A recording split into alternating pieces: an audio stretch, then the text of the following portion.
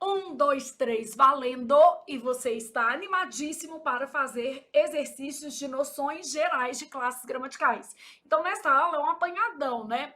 E, inclusive, deixei algumas questões que ultrapassam, extrapolam o tema de noções gerais de classes gramaticais para a gente ter uma noção da vida como ela é. E a vida como ela é, nem sempre separa tudo, cada coisa no seu quadradinho. Há algumas questões que vão misturar conteúdos, como as que veremos aqui. Algumas, tá? E aí nós vamos passando por esses conteúdos, entendendo como cada coisa é cobrada, fazendo as revisões necessárias. Você já preparou aí, sei lá, um post-it ou um material para você ir fazendo pequenas fichas, anotando seus comentários, do jeito que você acha que faz mais sentido, porque cada aluno se ajusta de uma maneira. Então, ó, nossa primeira questão traz um trecho que provavelmente foi extraído do texto maior da prova, e a gente só precisa do trecho, né? Leia. Um belo transatlântico cortando as águas enchia as 2 páginas da revista. E o garoto encostou seu queixo sobre a mesa, mal contendo sua emoção. Quer dizer, ele nem continha direito à emoção, né? Em relação ao trecho acima, assinale a alternativa correta. Então, você está buscando a resposta mais certa entre as que foram oferecidas. A primeira coisa que eu tenho aqui, ó, é a palavra mal tem a função adjetiva equivalente a de forma leve. Então, ele encostou seu queixo sobre a mesa, mal contendo sua emoção. Não tem a ver com contendo a sua emoção de forma leve. Ele nem continha direito, não conseguia conter sua emoção. Então, esse mal contendo a sua emoção é não conseguia conter. Eu tenho 2 problemas. Esse mal não tem função adjetiva, ele tem uma função adverbial, porque ele está modificando o verbo conter, né? Mal continha sua emoção. Não contendo direito, aqui, ó. A ideia é essa daqui, mal contendo direito sua emoção. Então, esse termo tem valor adverbial e nem significa de forma o quê? Leve. É mal contendo a sua emoção, não conseguia conter direito, não conseguia fazer com que a emoção ficasse no lugar certinho, compartimentada ali. Ele expressou a sua emoção. Então, essa daqui a gente já sabe que ela é errada. Não tem natureza adjetiva e não equivale a de forma leve. Eu olhei as 2 coisas, sempre é importante a gente pensar que sentido está num quadradinho e a classe está em outro quadradinho quando se trata de análise, né? Uma das partes aqui que estivesse errada já seria um item inadequado. A palavra encher, que dá origem à forma verbal enchia, é grafada com CH. Assim como enxaqueca e enxurrada. Oi, oi. Ó, realmente a gente tem o seguinte: são com CH todas as formas de encher. Então, encher, enchido, enchimento, preenchimento, né? Encheção e todas as formas derivadas de charque. Charquear, então tudo CH.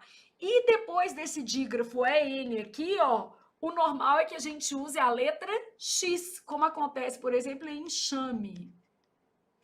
Então, enxaqueca, com X. Enxurrada.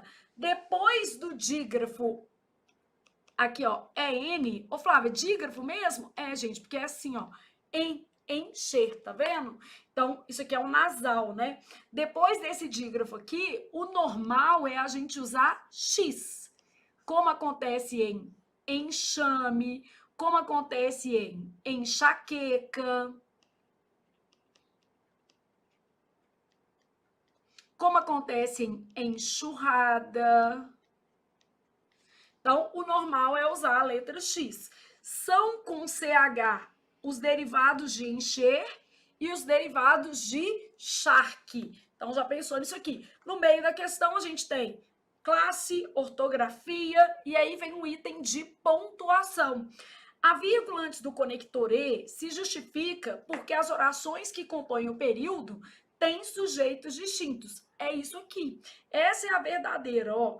Quando eu penso nesse período, eu tenho o seguinte: Um belo transatlântico enchia as 2 páginas da revista. E o garoto encostou o queixo sobre a mesa, mal contendo a emoção. Então, a vírgula antes do conector E apareceu porque eu tenho orações com sujeitos distintos. Isso é muito comum. Então, aqui, ó, vírgula antes do conector E, ela é indicada.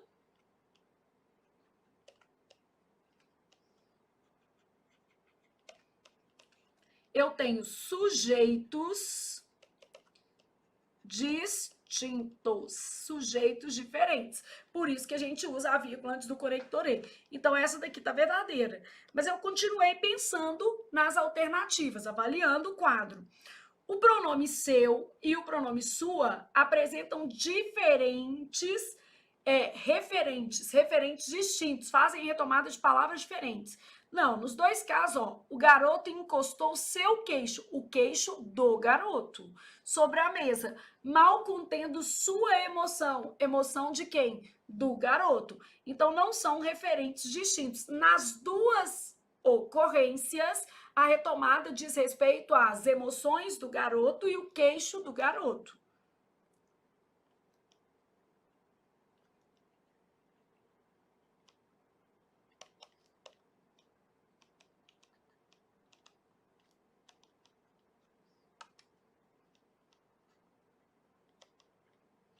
Então, quando eu penso queixo de quem? Do garoto. Emoção de quem? Do garoto.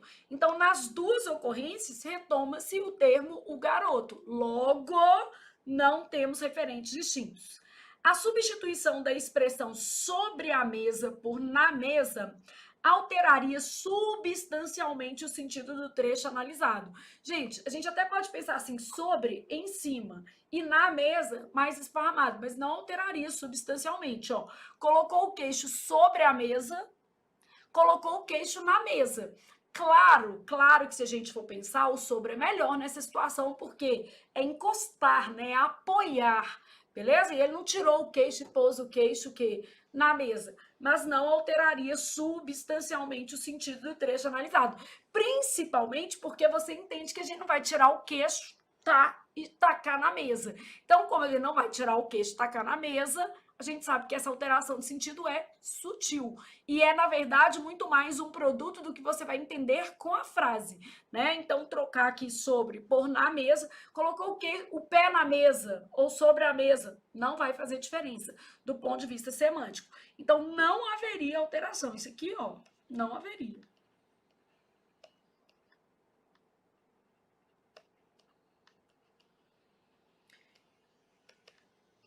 De sentido.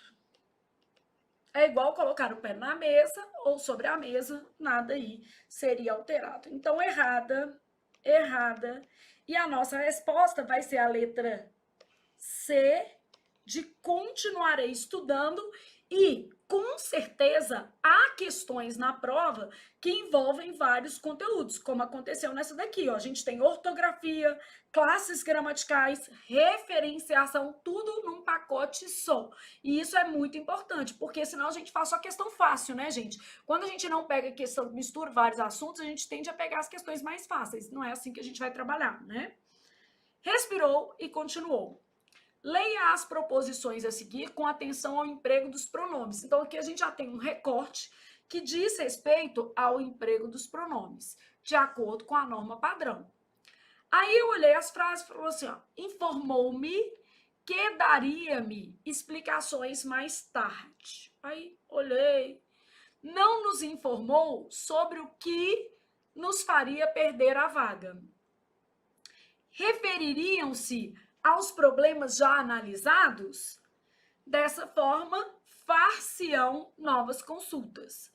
Estão corretas quantas das preposições? Assinale a alternativa que contém essa resposta. Bom, uma questão com um enunciado meio truncado, mas pediu para você olhar pronome em relação à norma culta. E eu estou olhando correção gramatical. O que eu já fiz? Observei que na primeira havia um erro de colocação. Informou-me que me daria explicações mais tarde. Por que eu estou vendo um erro de colocação aqui? Ó?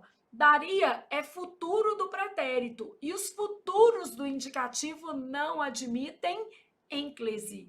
Então, aqui, ó, futuros do indicativo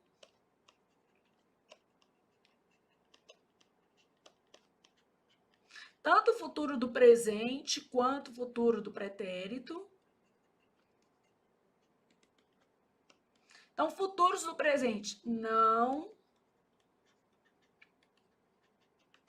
admitem ênclise. Então, nesse caso, não posso ter ênclise.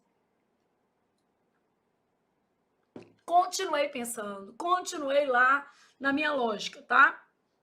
Ó, se eu quisesse, eu ainda poderia melhorar aqui para quem tem rei, ra,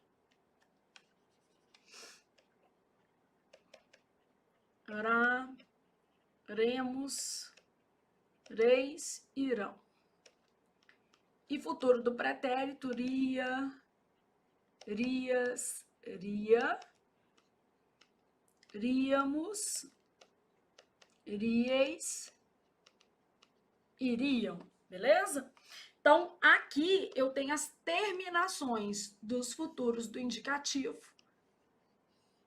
E aí eu sei que eles não admitem ênclise. Ênclise é o pronome colocado depois do verbo. Então, isso aqui eu sei que tá errado, ó.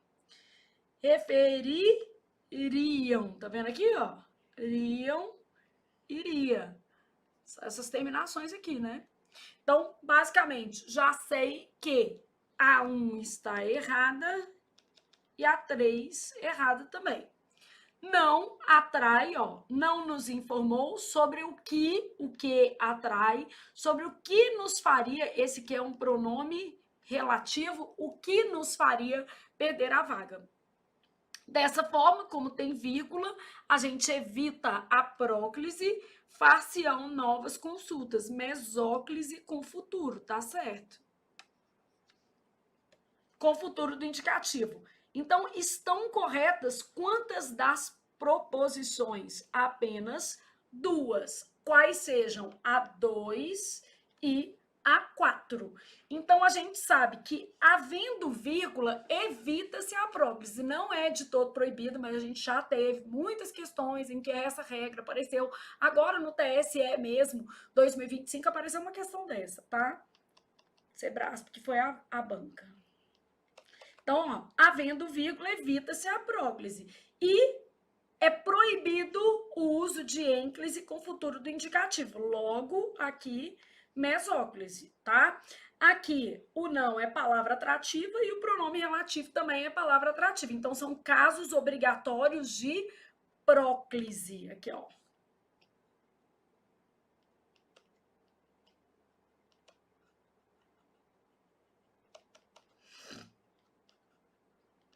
Eu costumo brincar com vocês, falar assim, o que é obrigatório em próclise? Nasgue, ride, oies. Vai pôr no seu braço aí até você o quê?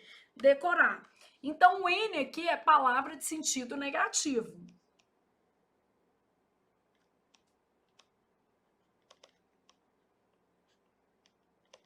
Aí, depois, a gente tem advérbio, sem vírgula. Depois, conjunção subordinativa. Gerúndio precedido de em.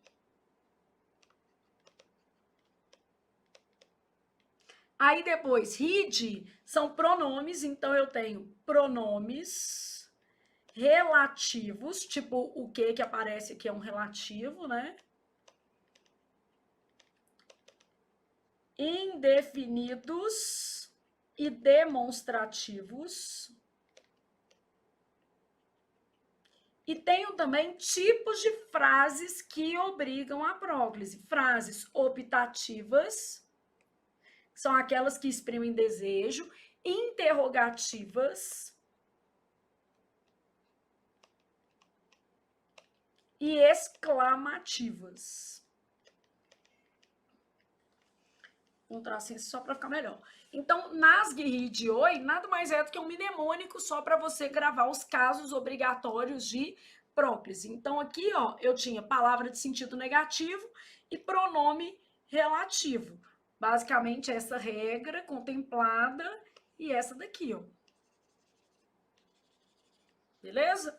E com isso, você finalizou a questão 2, entendendo que em noções gerais de classe, você pode ter uma questão, por exemplo, de colocação pronominal. Respirou e continuou a vida. Temos o seguinte, a deusa juventude traz vantagens, mas eu não a quereria para sempre. Eu também não, gente. Tô achando ótimo envelhecer. Lógico, uma ruguinha aqui, bastante ruga, ainda mais hoje, sem maquiagem. Mas envelhecer é um privilégio. Afinal de contas, se a gente não envelhecer, a gente morre, né? Então, vamos torcer para que todos nós possamos envelhecer. Minha mãe morreu com 53 anos. Vê se eu tô querendo isso para mim. Não, né, gente? Tô querendo envelhecer, ver meus netos, bisnetos. Igual minha avó. Minha avó tá com 96 anos, maravilhosa. Maravilhinda, na verdade.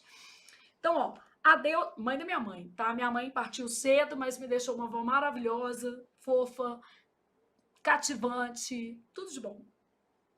A deusa da juventude traz vantagens, mas eu não a quereria para sempre. Então, quereria, esse iria é um indicativo de futuro do pretérito do indicativo. E marca hipótese, né, gente? Possibilidade. Então, eu tenho aqui futuro do pretérito do indicativo. Futuro do pretérito do indicativo é essa daqui. O que acontece? Às vezes a gente confunde essas terminações aqui, ó. Ia, ias, ia, íamos, ieis, iam.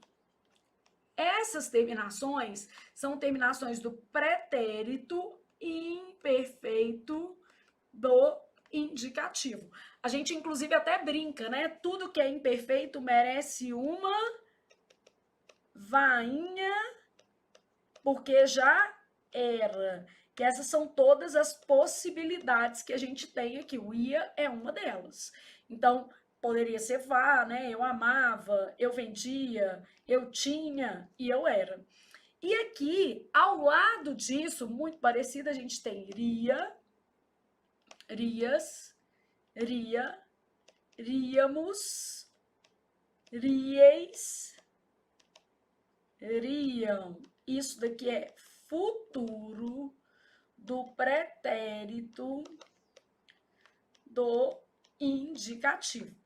E aí, vamos aproveitar e vamos fazer o verbo querer, que esse verbo aparece muito em prova, né? Então, eu falo assim, ó, eu queria, quer dizer, não quero mais.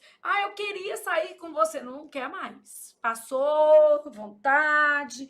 Então, eu queria, tu querias, ele queria. Nós queríamos, vós queríeis, eles queriam.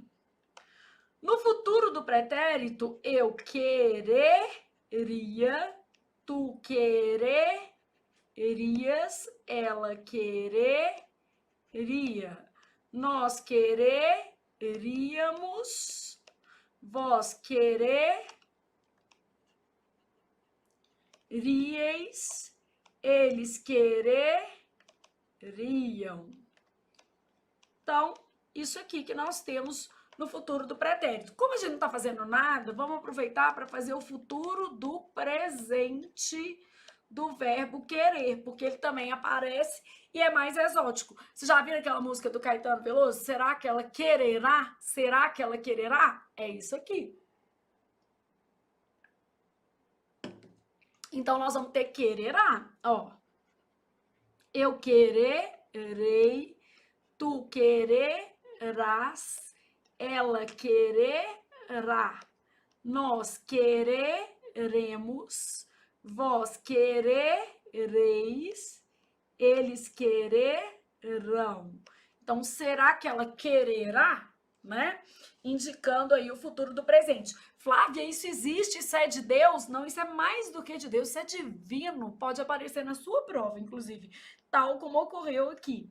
Então, ó, mas eu não a quereria. E geralmente essa forma aqui vai indicar o quê? Hipótese, possibilidade. Então nós temos um verbo no futuro do pretérito do indicativo. Gente, tem que ficar bastante atento, porque existem algumas questões que marcam essa dicotomia entre queria e quereria. Pergunta se substituindo, por exemplo, mantém o sentido. Ó, eu podia fazer isso no passado. É diferente de eu poderia fazer isso, que marca uma hipótese, uma possibilidade. Em determinados discursos, o que pode acontecer é a gente, como usuário da língua, tomar um pelo outro. Então, indicar hipótese valendo do pretérito, o que não é muito adequado, né? Na norma culta, o ideal seria o uso do futuro do pretérito para indicar hipótese e possibilidade, e o uso do pretérito imperfeito para indicar ato passado, beleza? Então, eu queria sair com ele, não quero mais. Não quero mais. Eu quereria uma chance, uma polidez, nesse caso aqui. Respirou e continuou. Essa questão que ela é bastante maldosa. Ela requer um conhecimento bem específico e bem refinado da classificação dos pronomes, principalmente dos pronomes pessoais, tá? Então, na oração, desculpem, lutou contra ele e contra todas as suas opiniões para se salvar. Eu começaria a questão fazendo a parte mais fácil. Para se salvar, salvar a si mesma, não é isso? Ou a si mesmo. Então, aqui, ó, salvar a si. Nesse caso, eu tô vendo que é um pronome reflexivo. Por que é um pronome reflexivo? A ação recai sobre o próprio agente. Então, aqui, ó, a ação recai sobre o próprio agente. Aí, o meu probleminha tá nesse ele aqui, ó. Porque quando a gente olha rápido, a gente pensa assim, eu, tu, ele, nós, vós, eles. Pronome pessoal do caso reto. Aí a pessoa vem aqui, já vê esse daqui, marca. E aí, sabe o que acontece? Cai no buraco, porque não é um pronome reto. Olha o que tem antes aqui, uma preposição. Se eu tenho uma preposição, esse ele que tá aqui é um pronome oblíquo tônico. Então, pronome oblíquo tônico. Então, ó, eu vou começar com o que eu sei. Pronome reflexivo não é demonstrativo, não é reto.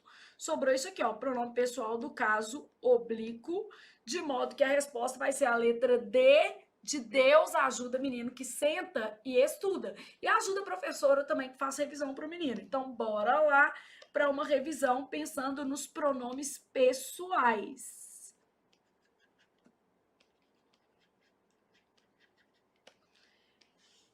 Pronomes pessoais do caso reto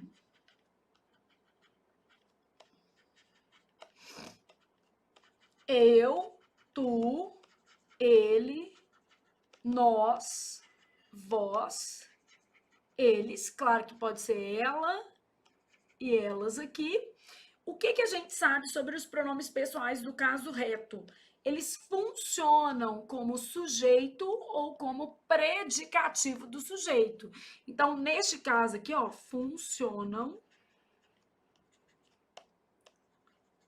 como sujeito ou como predicativo do sujeito. Vamos supor que eu tivesse assim, ó, entendeu que ele faria o trabalho. Então, quando eu falo entendeu que ele faria o trabalho, ele, conjugando o verbo fazer, fazendo o papel aí de sujeito deste verbo. Portanto, pronome pessoal do caso reto. Aí, na sequência, eu tenho os pronomes oblíquos. Então, do caso reto, eu vou para aqui para os oblíquos. Os oblíquos podem ser oblíquos átonos. Átonos são sem preposição, eles se ligam diretamente ao verbo. Então, vou colocar aqui, ó, sem preposição. que vai ser pronome átono? O, a, os, as e variações. O que é variação? No, na, nos, nas, lo, lá, los, las. Então, isso aqui. Lhe, ilhes, me, te, si, nos e vos. Bom, esses pronomes aqui, ó, me, te, si, nos, vos, eles também podem ser pronomes o quê? Recíprocos ou reflexivos. Então, esses mesmos aqui, ó, me, te, si, nos, vos, a depender da frase, eles podem ser recíprocos ou reflexivos, a depender da ideia que eles vão trazer para a frase. A ideia de recíproco é um ao outro. A ideia de reflexivo é a ideia de a si mesmo.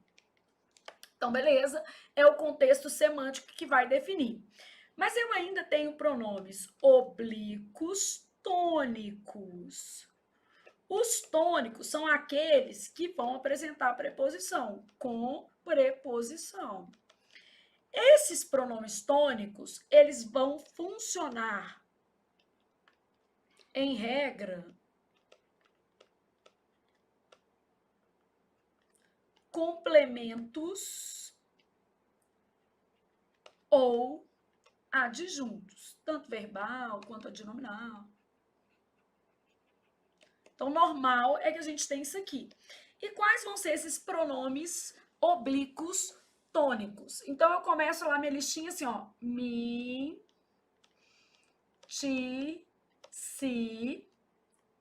Aí, depois eu tenho nós, vós, ele, ela, eles, elas.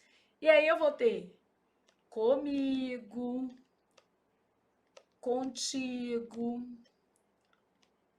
consigo, conosco, convosco. Então, olha o que vai acontecer aqui, ó. Eu vou ter nós, vós, ele, ela, eles e elas em mais de uma listinha. Eu e tu não, mas esses em amarelinho aqui, ó, eles precisam de um alerta, né? Você olhou para eles, então o que acontece? O que vai definir? Aqui eles funcionam como sujeito, como predicativo de sujeito, e aqui eles funcionam como complementos ou como adjuntos e aparecem preposicionados. Então, vamos supor que eu tivesse uma frasezinha assim, ó. Referiu-se a ela com carinho. Alguém, né, aqui um sujeito, referiu-se a ela. Quem se refere a alguém. Então, esse termo que está aqui, ó, é um objeto indireto. Aqui é sujeito. Ó. Se esse termo é um objeto indireto e ainda está preposicionado, isso aqui é um pronome oblíquo tônico e não um pronome reto. Então, eu preciso ter uma noção desses pronomes pessoais e preciso ter uma atenção maior em relação a esses pronomes aqui, porque, a depender da frase, eles vão receber diferentes classificações. Voltei aqui à minha questão, lutou contra ele e contra todas as opiniões. Quem luta, luta contra alguém. Isso aqui é um objeto que indireto. Eu tenho uma preposição, portanto, o meu caso é de pronome pessoal do caso oblíquo e, mais especificamente, oblíquo tônico, porque está precedido de preposição, no caso, a preposição contra, e funciona como objeto indireto. Pensaram nisso? Então, beleza. Letra D, de Deus ajuda menino que senta e estuda. De devo estudar. E aí você continuou já fazendo um esqueminha desse, que é sempre bom revisar a matéria, né, gente? Você tá aqui é para isso, não é só para marcar o gabarito, não. Bom, aí depois o povo tá lá querendo ser papiloscopista. Tem que estudar português, tem jeito não. O jornalista decidiu que, no feriado, iria fazer um passeio com os filhos no zoológico da cidade. Na volta, reuniria os amigos e tomariam uma boa aguardente, enquanto pensavam em um passatempo que não fosse falar de política ou de esporte. Ixi, gente, beber e falar de política e de esporte é tenso, hein? Tomara que, né? Beba aguardente e não fala disso, não. Assinale a correlação correta entre a palavra dada, extraída do trecho acima, e o seu processo de formação. Bom, antes da gente pensar aqui nos processos de formação, deixa eu ver se eu tenho uma folhinha aqui. Deixa eu pegar uma folhinha lá do final, só para você ter uma ideia, tá? Então, quando eu penso no processo de formação,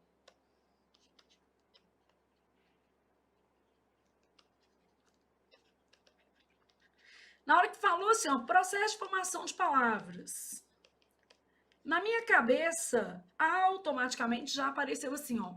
Eu tenho o básico, que é derivação, e outro que é composição. Na hora que eu pensei em derivação, os modelos mais básicos que apareceram para mim: prefixal, que vai ser acréscimo de prefixo, sufixal, acréscimo de sufixo. Eu posso ter prefixal e sufixal, que vai ser um acréscimo de prefixo e sufixo, mas esse acréscimo é independente. Eu já ponho aqui, ó. Eu tenho parassíntese, que é um acréscimo de prefixo e sufixo, mas dependente. Eu tenho imprópria. E tem uma outra que a gente chama de regressiva,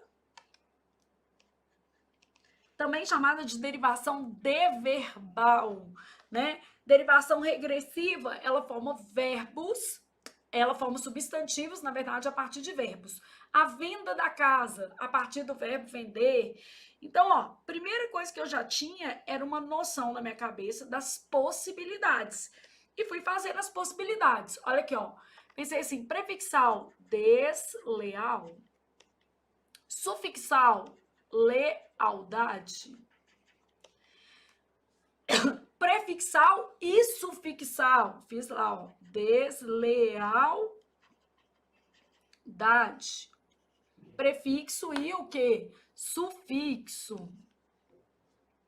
Para síntese, eu pensei numa colocação dependente. Então, eu pensei emagrecer. Não existe emagro e nem emagrecer. Ou falar, mas o povo fala esmagrecer, mas é outra coisa. Aí é outro problema. Gente, agora se falasse comigo que falar esmagrecer, emagrece, eu falava, tá? Então, não julguem, porque se emagrecesse, eu falava. Então, não tem jeito de emagrecer comendo leite condensado, não, né, gente? Eu adoro um leite condensado. De vez em quando eu faço uma reflexão, assim, íntima mesmo, aquela quase que dolorosa. Flávia, se você comer isso, minha filha, não dá para emagrecer, não, mas dá para ser feliz. Um pouquinho dá.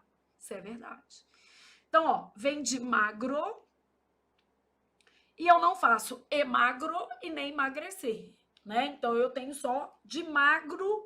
Eu fui lá, coloquei prefixo e sufixo. Aqui, ó, já existe desleal e existe o quê? Lealdade. Então, eu tenho as duas possibilidades independentemente. A derivação imprópria diz respeito à mudança da classe gramatical. Então, aqui, ó, não tenho um isto a reclamar. Nesse caso, eu peguei isto, que era um pronome demonstrativo, coloquei um artigo antes dele e ele virou o quê? Substantivo. Fiz um processo de substantivação. E a derivação regressiva, eu peguei, por exemplo, um verbo, tipo vender, E a partir desse verbo, eu fiz venda, o substantivo, a partir da redução desse verbo. A venda da casa, por exemplo. Eu peguei um outro verbo, beijar, e fiz beijo. Abraçar e fiz abraço. Entenderam? Então, derivação regressiva, essa formação de verbal a partir do verbo. E aí eu vim para a composição, pensei, ó, as composições mais comuns em prova, a gente vai ter composição por justaposição, composição por aglutinação e a composição por hibridismo, que é mais chatinha, porque você deveria reconhecer que as palavras são de origens distintas, aparece. Justaposição, eu falo, por exemplo, passa tempo. Passa mais tempo, não perdeu o fonema. Na aglutinação já ocorre perda de fonema. Ó. Aguardente, eu tenho água mais ardente. A aglutinação apareceu aqui, ó. Esse azinho ficou aglutinado. E hibridismo eu posso dar, por exemplo, televisão, que a gente tem radical grego e latino compondo a palavra. Então, na hora que eu li processo de formação de palavras, tipo, antes de eu começar a questão, eu já pensei nisso aqui tudo. Ah, Flávia, eu não consegui pensar nem na metade, mas agora já tá pensando um pouco mais, já tá pensando um pouco melhor, já tá aí, ó, desobstruindo as ideias. Respira, pensou nesse mapinha aqui, volta lá para sua questão, porque ela trata desse conteúdo. Então, ó, eu quero saber a correta em relação ao processo de formação, mas para isso eu precisava ter uma noção dos processos de formação. E eu já aproveitei essa revisão, porque a 6 também é de processo de formação, ó. Tá falando de derivação imprópria. Então, já adiantamos o caminho para a 6. Jornal forma jornalista. Então, eu tenho um caso de derivação sufixal. A derivação sufixal, ela produz um acréscimo depois do radical, né?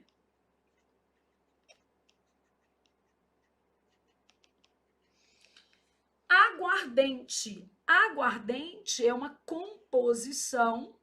Aqui a gente tem a aglutinação da letra A, mas são 2 radicais. Então, a primeira coisa é água mais ardente. Se são 2 radicais, nós já estamos falando de composição.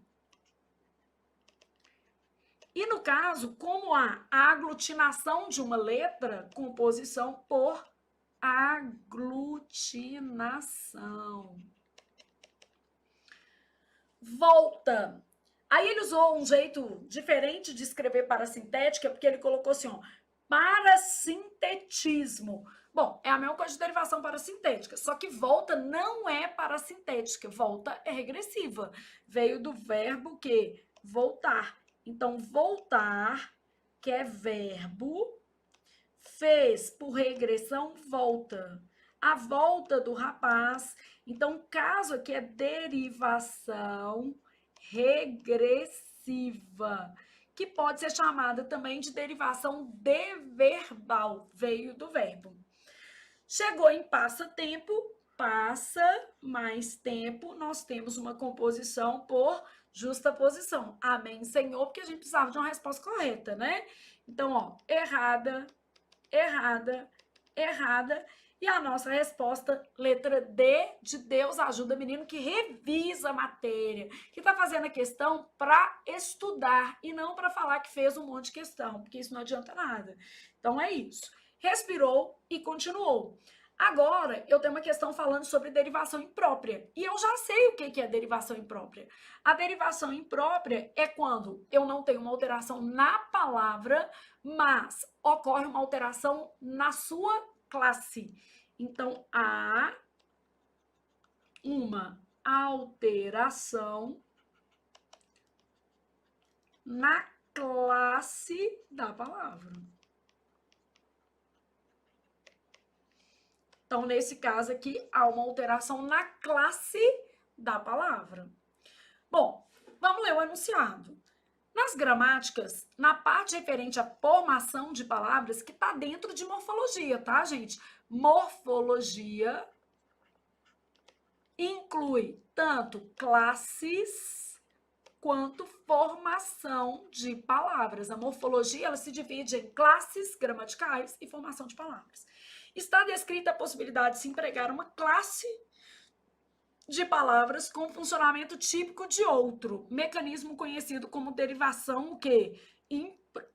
Imprópria, há uma alteração na classe da palavra. Tendo essa informação em mente, considere os fragmentos destacados a seguir. Também entre os grandes, temos os pintores, com seus autorretratos. Grandes, deve ser grandes artistas. Porque aqui, ó, também entre os grandes temos os pintores. Então, entre os grandes artistas, nós temos os músicos, os pintores. Esse grandes está precedido de artigo e é um termo substantivado, é uma substantivação. Por que que é uma substantivação? A palavra grande, principalmente, é um adjetivo. E ela foi empregada como substantivo. Então, ela foi empregada como substantivo. Então, neste caso aqui, na número 1, ocorre um processo de derivação imprópria. Então, a palavra grande, normalmente adjetivo, foi empregada como substantivo, então é um caso de derivação imprópria. O advento da Web 2.0 expandiu o falar de si. Falar é verbo. Então, neste caso aqui, ó, a gente tem falar, normalmente é uma palavra que pertence à classe dos verbos e foi empregada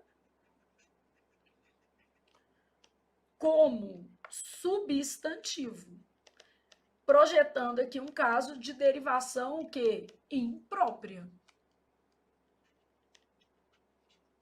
Então, um caso de derivação imprópria. O advento da Web 2.0 expandiu o falar de si. Então, essa daqui também tem, né? Então, eu já comecei assim, ó, essa ou essa. Não vai ser aqui, não vai ser aqui, não vai ser aqui. Que eu já tenho duas que tem. Já o internauta, só que internauta é profissão, e profissão já é substantivo, não é o homem internauta, né? Internauta é uma profissão, o professor, né? Ô, Flávia, mas profissão, usuário, né? Então, nesse caso, a palavra já é substantivo.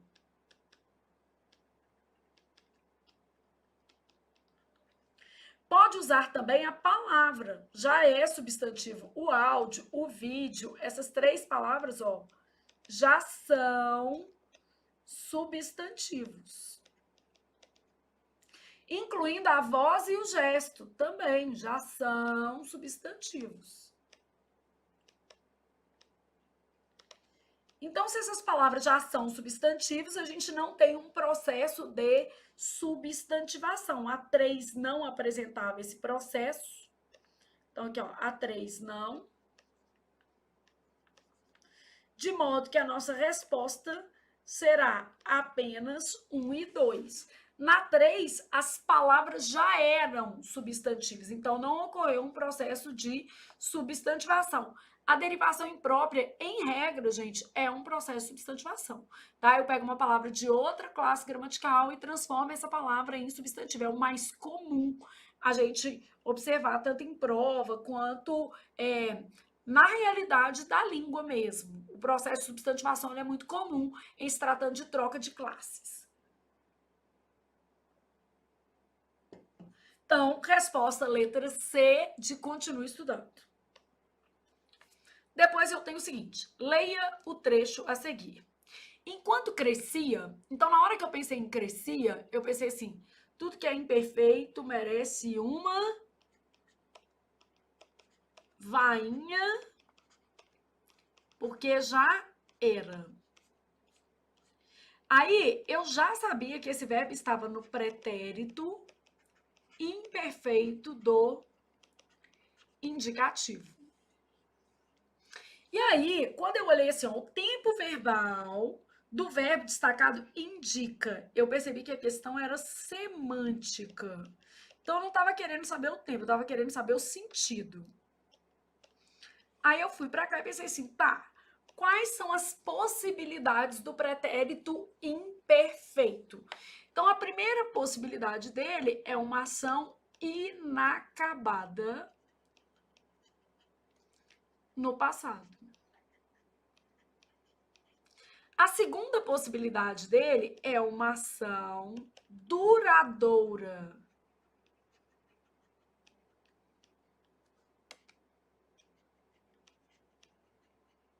Quer dizer, uma coisa que não acontece pontualmente. O que é uma ação duradoura? Não ocorre. Vamos lá. Pedir a moça em casamento ou pedia a moça em casamento? Depende, você pode ter pedido uma vez só e você pode ter pedido todo dia para ouvir não um monte de vezes. Pedia a moça em casamento porque não aceitava ser rejeitado por ela. Então, insistia no pedido. Ah, então pedia, insistia. É uma ação duradoura. Fez mais de uma vez. Mas o normal é pedir a moça em casamento. Ela não aceitou, fui viver a minha vida e ser feliz assim mesmo, porque ninguém é obrigado a casar com ninguém, né? Então, ação duradoura no passado não ocorre pontualmente, ela é frequente no passado, é um passado frequentativo, também chamado de habitual. São nomes que as bancas usam, tá? Passado frequentativo e passado habitual. Uma outra coisa que o pretérito imperfeito pode indicar é uma ação imprecisa no tempo. Eu não sei qual que é o tempo, é vago. Vamos exemplificar isso aqui para você ter uma noção, tá? Uma ação inacabada no passado, eu falo assim, ó, lia o livro quando ela chegou. Eu parei de ler, né? É como se a ação fosse interrompida. Lia o livro quando ela chegou. Ah, então eu parei de ler, eu ainda não concluí a leitura. É uma ação inacabada, que ainda não está concluída. Ação duradoura no passado, ó. Lia Machado de Assis na adolescência. Quer dizer que eu li uma vez só ou eu li várias vezes? Eu li várias vezes, né? Era uma coisa constante. Eu comecei a ler Machado de Assis com um livro que se chama Miss Dollar. Muito legal, né? Até fala sobre o carnaval, aproveitando que a gente estava chegando aí. Fala sobre uma cachorrinha que chama Miss Dollar, mas ele tem todo um efeito ali do carnaval, das alegorias. Então, minha iniciação, mas que você gosta mais de Machado de Assis? Gente, eu não gosto. Eu amo alguns livros do Machado de Assis que são da fase mais realista dele, como Dom Casmurro, né, que eu acho que é bem bacana, mas eu prefiro Memórias Póstumas de Brás Cubas, disparadamente. Acho um livro muito melhor do que Dom Casmurro, até pelo tipo de drama e de literatura, e esse livro, Memórias Póstumas de Brás Cubas, é que inaugura o realismo no Brasil, então também tem essa perspectiva de inovação. Não sou tão fã das obras românticas do Machado de Assis, muito influenciadas ali pelo Victor Hugo, mas são boas obras. Mas eu gosto mesmo do Machado de Assis contista e cronista. Então, apesar de gostar dos romances, eu gosto, sabe de quê? Papéis avulsos. Eu gosto dos textos mais breves do Machado de Assis. Eu acho muito bom. Então, assim, Papéis Avulsos eu diria que é meu livro favorito, assim. Então, e se fosse narrativa, é Memórias Póstumas de Brás Cubas, sem dúvida. Uma narrativa mais longa, né? Então, lia Machado de Assis na adolescência, um processo que durou. Ah, Flávia, eu detesto Machado de Assis. Tranquilo, meu filho, a gente vive no mundo com as diferenças. Ninguém é obrigado a gostar da mesma coisa que o outro, não, né? Ação imprecisa, vaga no tempo, eu falo assim, ó, era uma vez uma linda moça. Então, esse era uma vez aí é uma ação imprecisa. E era tá aqui, ó. É uma forma de imperfeito. que não queria se casar, tipo a Valente. Adoro esse filme.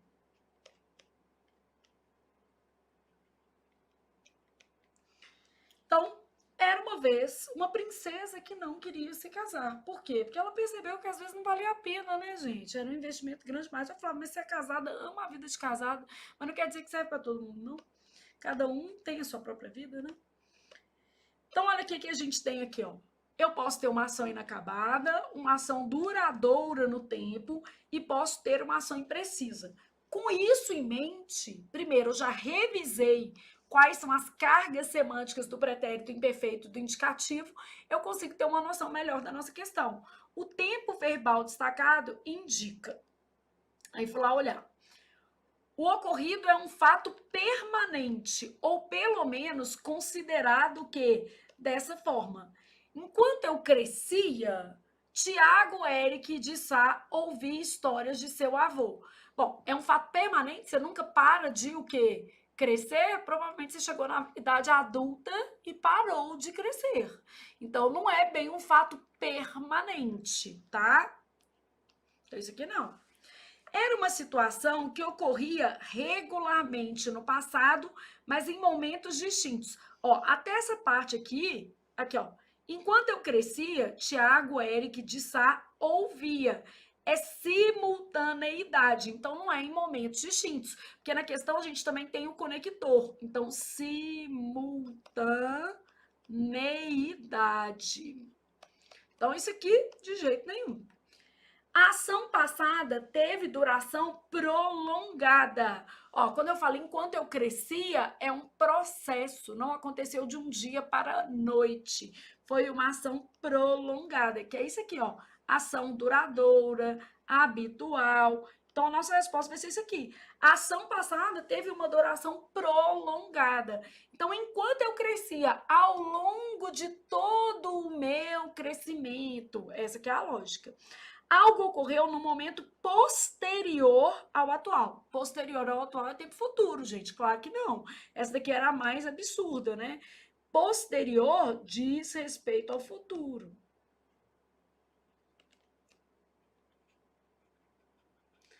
Então, ó, é uma situação que ocorria regularmente no passado. Isso aqui é verdadeiro, tá? Se falasse assim, é duradouro, regular, a mesma coisa.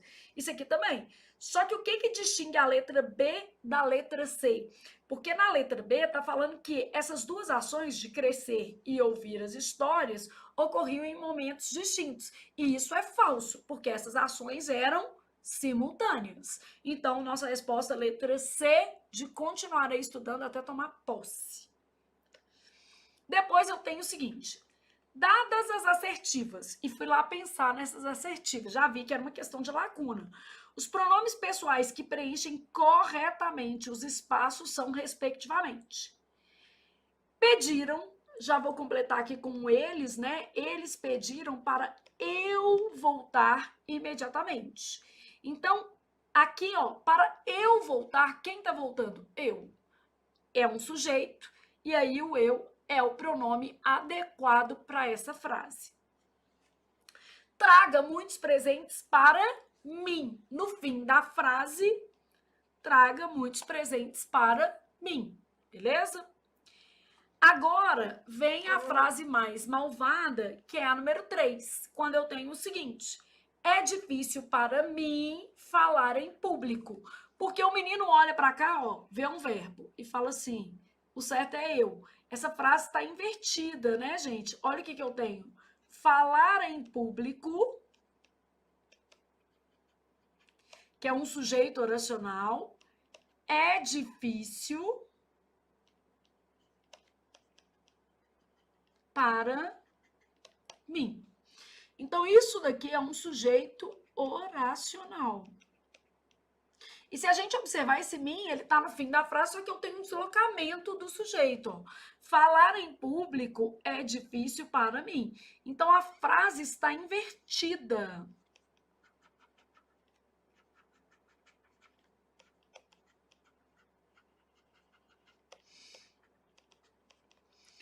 Então, houve uma inversão sintática, de modo que o pronome correto é mim. Entre ele e mim,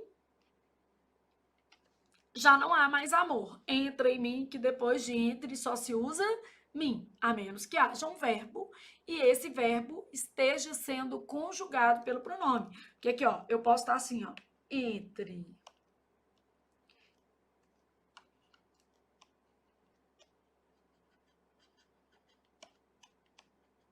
Aqui, ó, entre ele estudar e eu trabalhar.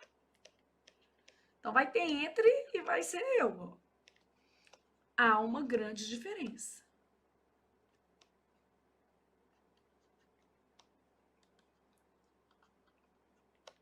Então, entre ele estudar e eu trabalhar, há uma grande diferença. Existe uma grande diferença. Então, nesse caso, vai ser eu. Por que vai ser eu? Porque esse pronome aqui é sujeito do infinitivo. Comprei um pacote turístico para eu viajar. Sujeito do infinitivo. Então, a primeira coisa que eu tenho que pensar é o seguinte: se eu decoro mal e porcamente antes de infinitivo só se usa eu, provavelmente eu vou tomar na tarraqueta. Porque eu tenho um caso de frase invertida em que o correto é mim. Então, por isso que a gente não pode ficar decorando muita coisa. A gente tem que, de fato, entender. O eu é um pronome pessoal do caso reto, ele funciona como sujeito. Nesta frase aqui, ele não é o sujeito, inclusive, é o verbo. Falar em público é difícil para mim. O que é difícil? Falar em público. Então, o que é?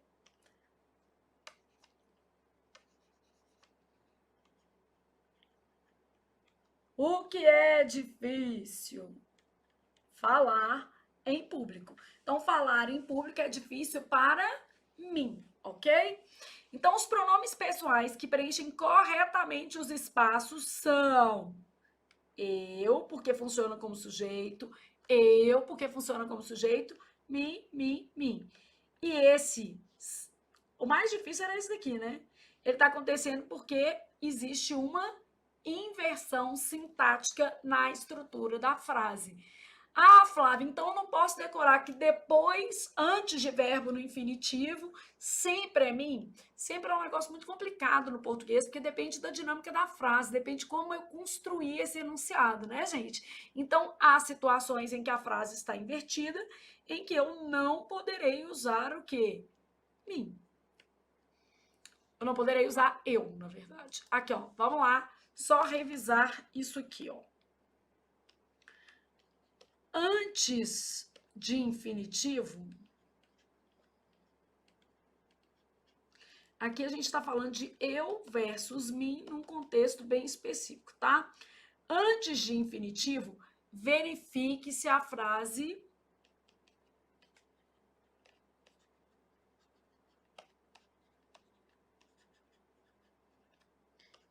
está ou não.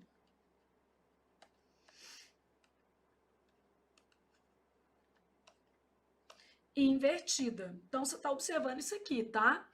Então, a gente vai ter eu. Se o pronome desempenhar função de sujeito do infinitivo.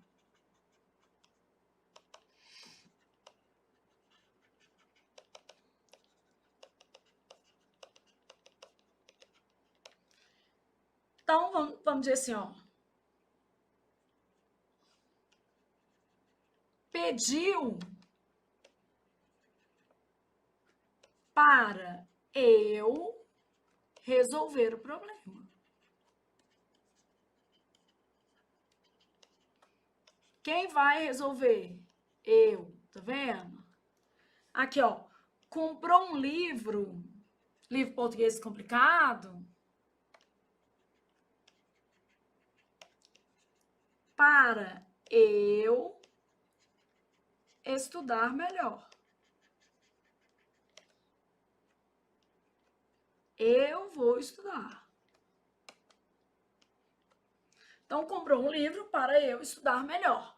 Agora, eu posso ter uma outra situação, que aí vai ser caso de mim. Se o sujeito for representado por oração reduzida de infinitivo, que é quando a frase vai estar invertida. Invertida.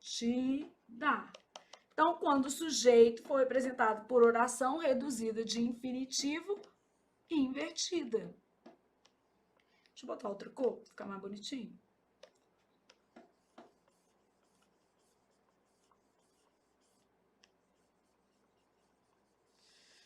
Então, isso aqui.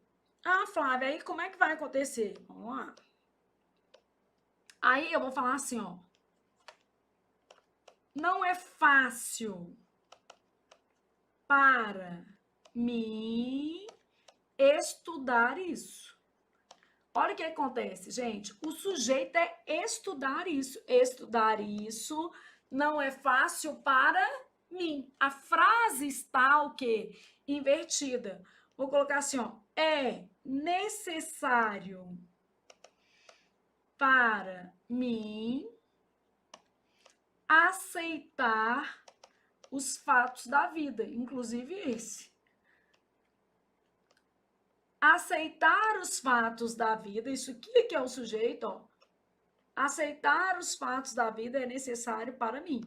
Ô, Flávia, é comum que a gente tenha aqui estrutura com verbo de ligação? É comum.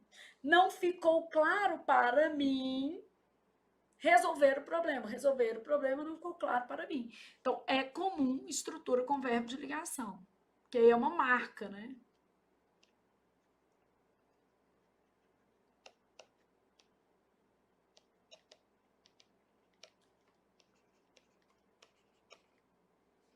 Beleza? Então, ó, mais um esqueminha antes de infinitivo, eu versus mim.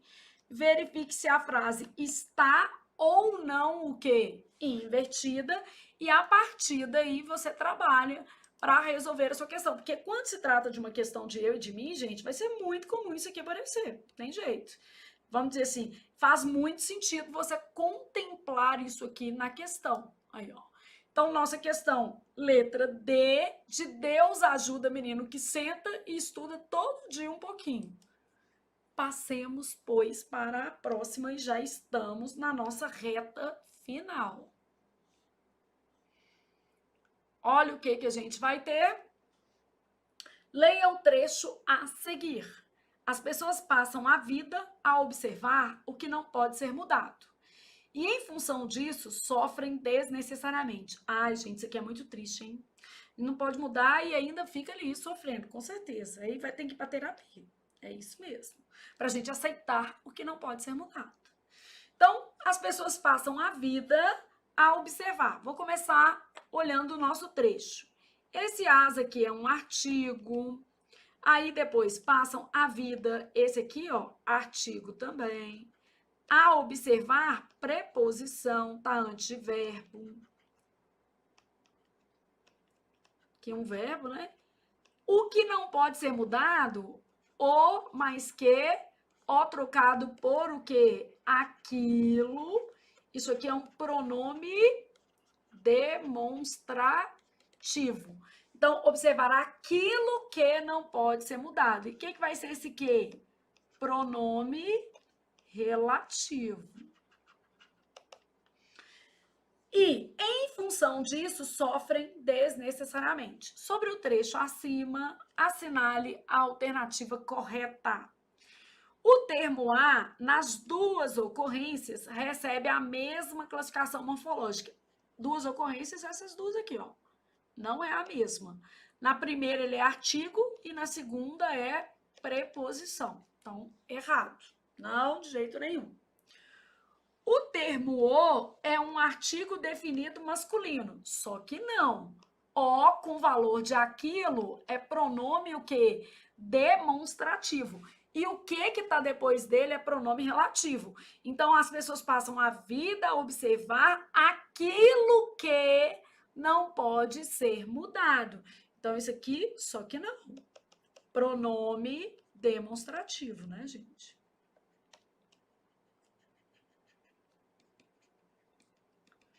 E aqui a gente já tem artigo e preposição. O termo desnecessariamente é um adjetivo com sentido de sem necessidade. Bom, adjetivo não é não. O sentido de sem necessidade a gente aceita, acolhe no coração, mas adjetivo ele não é não, ele é um advérbio. Então, sofrem desnecessariamente, sofrem sem necessidade, sofrem à toa.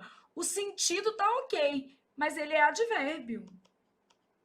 Então, tem que olhar as duas coisas. Logo, errado. Na frase, há uma estrutura de passiva. Na hora que falou isso, gente, o que eu fiz? Eu olhei todas as formas verbais, ó. As pessoas passam a vida, não é passiva. Porque não tem se, não tem auxiliar de passiva, ser ou estar. A observar, também não é. O que não pode ser mudado, aqui é. Aqui, ó, pode ser mudado. Eu tenho o verbo ser mais particípio, o que não pode ser mudado, o que não, elas não conseguem o quê? Mudar. Então, as coisas não podem ser mudadas. As pessoas não conseguem mudar essas coisas. Então, as coisas, sujeito paciente, aquilo que não pode ser mudado. Então, essa estrutura de passiva tem a ver com isso aqui, ó. O que não pode ser mudado. Esse é o auxiliar de passiva e o verbo principal da passiva. Então, essa daqui eu já coloquei um coração, gostei demais, mas eu preciso ler a outra. Seria possível colocar acento grave? Acento grave é o indicativo de crase. Então, quando eu falo acento grave, é o indicativo de crase. No A que antecede o verbo observar, gente, não ocorre crase em antiverbo. Morri 10 vezes, claro que não. Aqui, ó, não ocorre crase antes de verbo, porque verbo não aceita artigo feminino. Então, não tem jeito de ocorrer crase. Amém, Senhor. Pelo menos eliminar as outras era fácil, essa passiva que era mais desafiadora, mas também, se o aluno tivesse esse conhecimento das formas de passiva. Na hora que falou passiva, na minha cabeça eu já pensei em duas possibilidades. Eu falei assim, passiva, ou eu vou ter VTD ou VTDI mais o se, e esse se é partícula passiva-dora. Olhei, não tinha se, falei, isso aqui não é. Ou eu vou ter ser ou estar mais o que? Particípio. Aí eu achei ser mais particípio. Então, eu já tenho um modelo mental do que é a passiva. Logo, procurar a passiva ficou mais fácil, entenderam? Então, letra D de Deus ajuda menino que senta e estuda. E eu devo seguir com a nossa aulinha para a próxima questão. E você ainda está animadíssimo. Bora lá para mais uma questão. Leia o trecho a seguir. O guarda-chuva estava perto dela. Essa questão ela é chatinha, mas teve medo de pegá-lo. Sobre o trecho acima, assinale a alternativa correta. Bom, de novo, estou pedindo a correta. O plural de guarda-chuva é realizado do mesmo modo que o plural de guarda florestal. Só que não. Olha o que acontece. Aqui eu tenho plural de substantivo composto, eu tenho uma regra geral para substantivo composto, tá? É a regra geral que está sendo cobrada aqui. Essa regra geral, a gente brinca e fala que é a regra do SAM. Substantivos, adjetivos e numerais variam.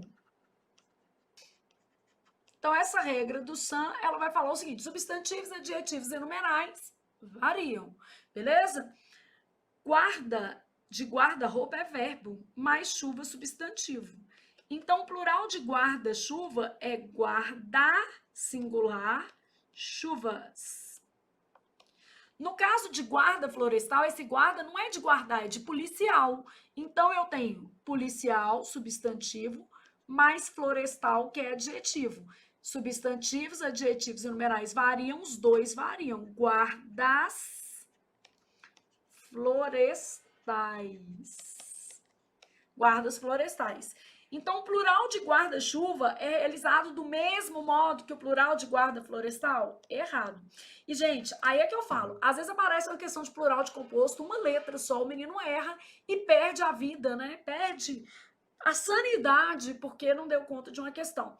Cai muito? Não. Cai pouco, mas eu já vi na FCC, já vi na VUNESP, em 2024 caiu na prova de fiscal do ISS de São Paulo, gente, uma questão de plural de composto. Então, aparece, muito não, não é terrorismo aqui não, muito não, mas contudo, entretanto, todavia, pode ser a questão da sua vida, né? A verdade é essa. Lo é um pronome oblíquo tônico. Essa é falsa. Esse lo é um pronome oblíquo átono. É uma variação de o, né? O, a, os, as. Então, é um pronome oblíquo átono e é uma variação da forma o. Então, essa estava errada, essa era mais fácil, que você poderia ter decorado, enfim. Bom, o termo dela completa o advérbio perto, sendo, portanto, um complemento nominal. Ah, Flávia, agora zoneou um negócio. Estava na análise sintática, no plural, aí foi para o pronome, agora colocou um negócio de análise. Estava na análise morfológica e foi para a análise sintática. É assim que a vida real acontece, na vida, né? Na vida real, você tem que trabalhar, estudar, pagar suas contas, ser feliz, fazer uma ginástica, amar os outros, ir à igreja. Na vida real é assim. E na vida das provas, cai tudo misturado também. Bom, gente, esta é a nossa resposta. Se você não tiver um grande conhecimento de análise sintática neste momento, não se preocupe. Eu quero só que você pense assim, ó. O guarda-chuva, sujeito, estava perto. É um advérbio mesmo, tá? Então, quer dizer que esse estar não é verbo de ligação, é verbo que? Intransitivo. Porque aqui, ó, o guarda-chuva estava onde? Estava perto dela. O que tá perto de alguma coisa. Então, aqui pede a preposição de, e esse termo que completa o advérbio é complemento nominal. Não tem problema se você ainda não estudou isso, mas eu vou puxar uma seta aqui para te dizer o seguinte. O complemento nominal, ele é um termo obrigatoriamente preposicionado, essa é a principal característica dele. E o que ele faz? Ele completa substantivo abstrato, que não é o caso hoje, mas poderia ser, cai muito. Abstrato. Adjetivo, que também não é o caso hoje, favorável ao projeto, tá vendo? Ou advérbio, que é o caso hoje. Então, ele está completando o advérbio. O que está perto de alguma coisa. Então, ó, o termo dela completa o advérbio perto, sendo, portanto, um complemento nominal verdadeiro. Opção número 2 era você fazer por eliminação. Por eliminação, você tinha que ter percebido também isso aqui, ó. Este verbo não é de ligação. O guarda-chuva estava perto dela. Perto dela é onde ele estava. Isso não é qualidade, característica do sujeito. Isso daqui é a posição que ele ocupa no espaço. Então, há um verbo de ligação? Não. E esse aqui, ó, transitivo direto, teve medo de pegá-lo. Outro verbo transitivo direto. Então, quando eu fui olhar todos os verbos, eu tenho verbo intransitivo, verbo transitivo direto e outro transitivo direto. Quer dizer, não era essa. Flávia, mas ainda tinha uma outra que era maldosa pra caramba. Olha aqui, ó. Teve medo. Medo é nome, gente. De pegá-lo. Quem tem medo de. Isso aqui é uma oração subordinada, substantiva.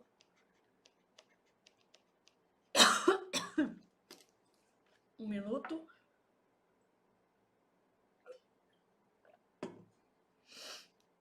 Completiva nominal. Bom, olha o que está falando aqui. A oração de pegá-lo é objetivo indireta. uma vez que apresenta preposição. Nem tudo que apresenta preposição na vida é objeto indireto, né, gente? Claro que não. Aqui, ó, o complemento nominal é um termo obrigatoriamente preposicionado. Então, há vários termos preposicionados na língua.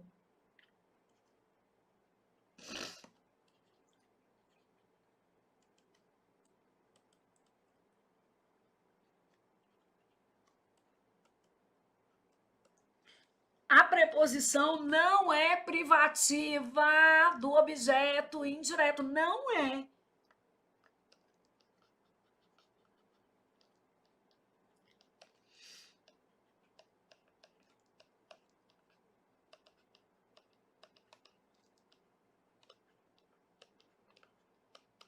Então, há vários termos. No caso, a nossa oração é completiva nominal. Então, onde é que está falando que a oração objetiva indireta, ela é, na verdade, completiva nominal, porque medo é nome. Quem tem medo de alguma coisa. Eu estou completando o nome.